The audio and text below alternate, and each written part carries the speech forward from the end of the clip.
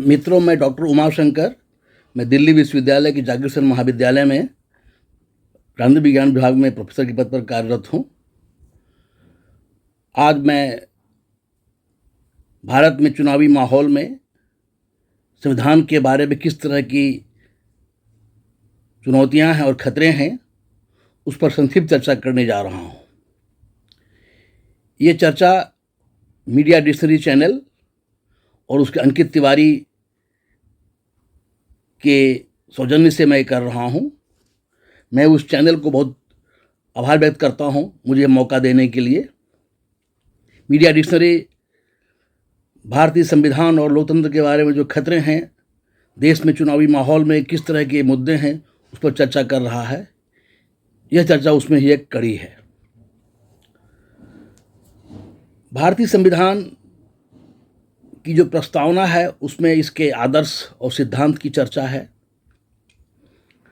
इसमें समानता, स्वतंत्रता, बंधुता, धर्मनिरपेक्षता, समाजवाद और राष्ट्रीय एकता अखंडता के बारे में उद्देश्य रखे गए हैं।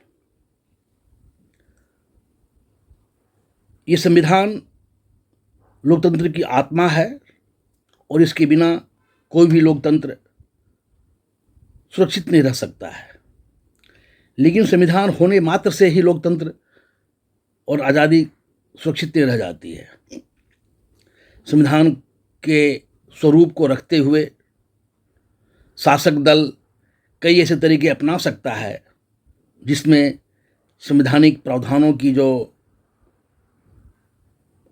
बुनियाद है उसको धीरे धीरे वो कम कर सकते हैं। कुछ खतरे होते हैं एक झटके में संविधान को समाप्त कर देना और नई घोषणा कर देना।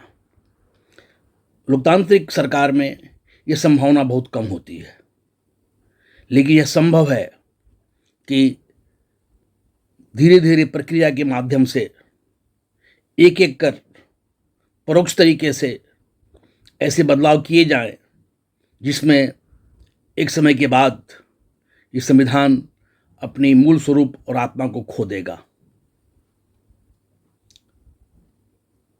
भारत के संविधान की धारा 368 में संविधान के बदलने की प्रक्रिया है, जिसमें 2/3 बहुमत से सदन के दोनों सदन प्रस्ताव पारित कर संविधान के बदलने का रास्ता अपना सकते हैं।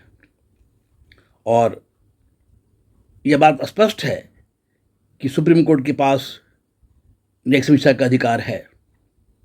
सुप्रीम कोर्ट संविधान के बदलाव पर भी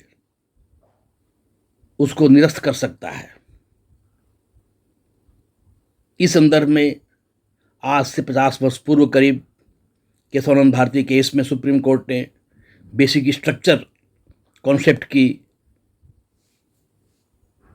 बुनियाद रखी। बेसिक स्ट्रक्चर का अर्थ है संविधान के मूलभूत सिद्धांत पर आक्षेप नहीं होना चाहिए।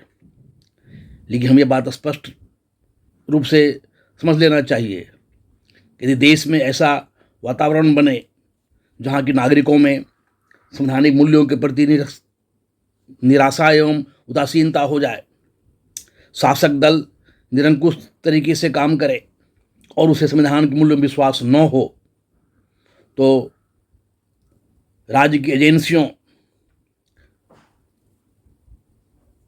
चुनावी तंत्र का दुरुपयोग, मीडिया के माध्यम से एक कृत्रिम जनमत का निर्माण और इस प्रक्रिया में न्यायिक समीक्षा और सुप्रीम कोर्ट बहुत ज़्यादा काम नहीं कर पाएगा।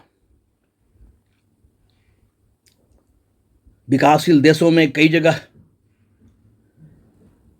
निरंकुश तंत्र का उदय हुआ और संवैधानिक लोकतांत्रिक व्यवस्था समाप्त हो गई। भारत उसमें एक अनूठा उदाहरण रहा है जहाँ की संविधान और लोकतंत्र कायम रहा है। लेकिन आज इतने हम आश्वस्त नहीं रह सकते हैं। इलेक्ट्रॉनिक मीडिया, प्रिंट मीडिया एक उदासीन शिक्षित मध्यम वर्ग, नौकरशाही, राज्य की एजेंसियां आज उस तरह से प्रखर नहीं हैं जो कुछ दशक पहले प्रखर हुआ करते थे। तो एक माहौल बना है जहां की उग्र राष्ट्रवाद, धार्मिक उन्माद का माहौल है। इस माहौल में संवैधानिक मूल्यों की बात गौण हो जाती है। आज संविधान पर खतरे बहुत ही वास्तविक हैं, ये काल्पनिक नहीं हैं। इस सदन में सत्तारूढ़ दल को निरंकुश बहुमत मिल जाता है तो संविधान बदलने का रास्ता तैयार हो जाता है। हम यह मत भूलें कि न्यायिक समीक्षा और सुप्रीम कोर्ट एक अंकुश लगा सकता है, स्पीड कम कर सकता है, लेकिन अंतोगत्वा संसद का पलड़ा भारी होगा। अतः हमें संविधान को बचाने के लिए सदन में एक मजबूत विपक्ष को भेजना होगा। सत्तारूढ़ दल कोई भी हो, विपक्ष मजबूत होना चाहिए, तभी लोकतंत्र कायम रहेगा और संविधान सुरक्षित रहेगा।